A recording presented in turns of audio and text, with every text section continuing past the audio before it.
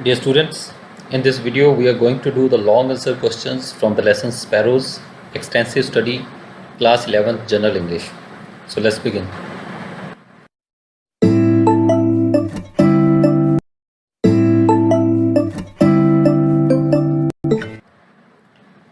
There are three long answer questions in this lesson, and we have combined the answer for the first two, and we'll also be using a part of this answer in the third question. So इसको हमने combine किया है पहले दो questions को. First question है write a character sketch of Rahim Khan. Rahim Khan का character sketch देना है, चित्रण करना है हमने. और सेकंड क्वेश्चन है Rahim Khan was known to be cruel and heartless. कि जो रहीम खान था उसको क्रूअल और हार्टलेस, निर्दयी और बेदिल, पत्थर दिल माना जाता था. Briefly trace the incidents. और ब्रीफली थोड़े शब्दों में ट्रेस करो उन इंसिडेंट्स को, उन घटनाओं को रूपांकित करो विच चेंज हिज नेचर, जिन्होंने कि उसकी नेचर को बदल दिया.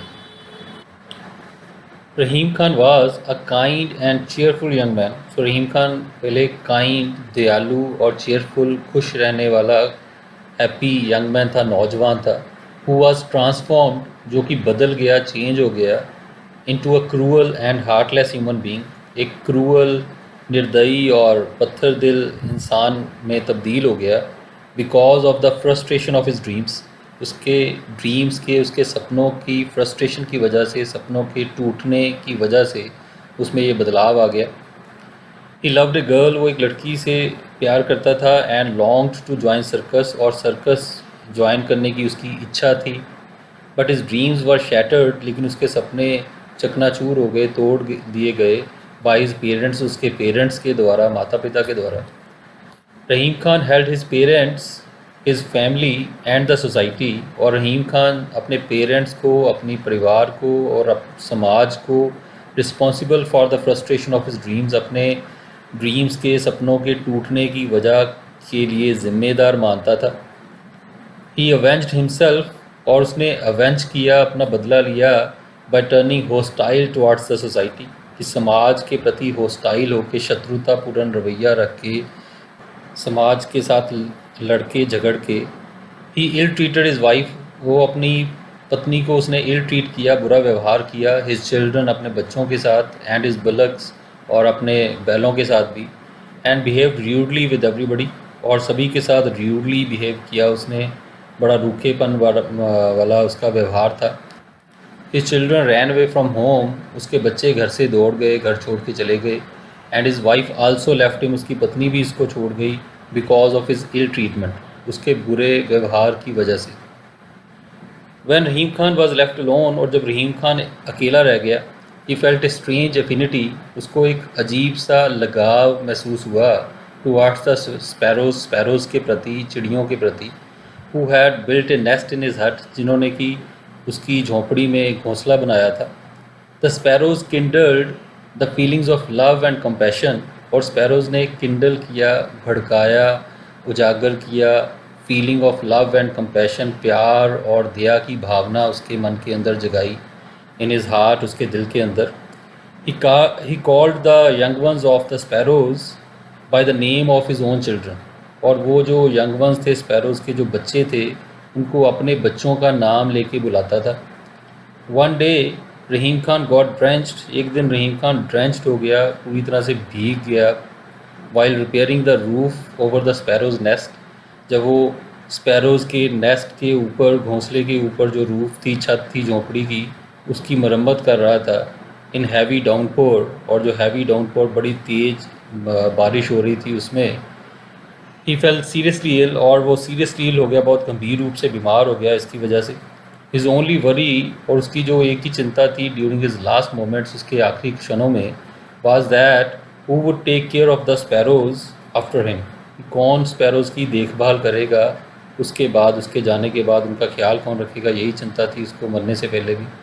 ही फाइनली डाइड ऑल अलोन. और आखिरकार वो अकेला मर गया, उसके साथ और कोई नहीं था. With only sparrows giving him company. सिर्फ स्पैरोज ही थी उसके साथ, उसका साथ देने के लिए, और कोई नहीं था. So this is what is character sketches. और उसमें साथ में हमने ये भी बताया कि कैसे वो ट्रांसफॉर्म हुआ, कैसे पहले काइंड था, फिर क्रूअल बना, और बाद में फिर कैसे काइंडनेस उसकी नज़र आई. तो वो भी हमने दर्शाया है इसमें. And then the third question is what is the message conveyed in the story, explain. So message बताना है, क्या संदेश मिलता है कहानी से हमें. द स्टोरी लेमेंट्स, और ये जो कहानी लेमेंट करती है, खेद प्रकट करती है, ऑटोक्रेटिक एटीट्यूड ऑफ पेरेंट्स, जो पेरेंट्स का ऑटोक्रेटिक एटीट्यूड है, जो उनका मन मर्जी वाला जो तौर तरीका है माता पिता का, and insensitive mindset of society, और समाज का जो इनसेंसिटिव माइंडसेट है, असंवेदनशील जो सोच है समाज की, उस पर खेद प्रकट किया गया है कि माता पिता अपने बच्चों की बात कई बार नहीं सुनते और समाज भी कोई ध्यान नहीं देता किसी के मन की ओर, असंवेदनशील है. सो इसकी आलोचना की गई है, इस पे खेद प्रकट किया गया है इस पे. इट गिव्स अ मैसेज, और ये संदेश दिया गया है that one should have the freedom, इंसान के पास ये फ्रीडम होनी चाहिए, ये आज़ादी स्वतंत्रता होनी चाहिए टू चूज़ वंस वोकेशन, कि वो अपना वोकेशन, अपना करियर, अपना प्रोफेशन वो खुद चुन सके कि मैं क्या काम करना चाहता हूँ लाइफ में.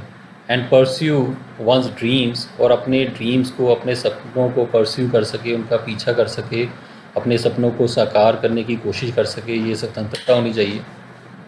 The frustration of A persons dreams, और किसी व्यक्ति के ड्रीम्स की, सपनों की फ्रस्ट्रेशन, उसके सपनों का टूटना में रूइन हिज होल लाइफ, उसकी पूरी ज़िंदगी को रूइन कर सकता है, तबाह कर सकता है, बर्बाद कर सकता है. The parents and the society, जो पेरेंट्स हैं, माता पिता हैं, और जो समाज है, शुड बी सेंसिटिव, उसको सेंसिटिव होना चाहिए, संवेदनशील होना चाहिए towards youth and their aspirations, और जो यूथ है, जो युवा लोग हैं, उनकी एस्पिरेशंस, उनके सपनों, उनके कामनाओं, इच्छाओं के प्रति संवेदनशील होना चाहिए. The message has been conveyed, और ये जो मैसेज है इसको कन्वे किया गया है, इसको बताया गया है, समझाया गया है through the protagonist of the story, इस कहानी के प्रोटैगनिस्ट के ज़रिए, जो मुख्य पात्र है इस कहानी का, उसके ज़रिए रहीम खान. और मुख्य पात्र कौन है? रहीम खान. रहीम खान के ज़रिए ये जो पूरा मैसेज है ये कन्वे किया गया है. ठीक है. सो और इसके आगे we have written the same answer जो हमने पहले लिखा फर्स्ट और सेकंड में, वही रहीम खान, जब हमने यहाँ पे बता दिया कि ये मैसेज है और रहीम खान की कहानी के ज़रिए ये मैसेज कन्वे किया गया है. और रहीम खान की कहानी क्या है वो हमने नीचे यहाँ पे लिखी हुई है ऑलरेडी, फर्स्ट और सेकंड क्वेश्चन में भी हमने लिखी थी. So these are the same lines. ठीक है. सो मेन जो दो पैराग्राफ हमने छोटे से लिखे हैं ये कॉमन है तीनों क्वेश्चंस में, और थर्ड क्वेश्चन के लिए हमने एक पैराग्राफ और ऐड किया है आगे further. So that's it. So these were the answers to all these questions. Again, you can modify these answers. You can express yourself in your own words as well. I hope you find them useful. So thank you. We'll meet again with another video. Goodbye till then. God bless you.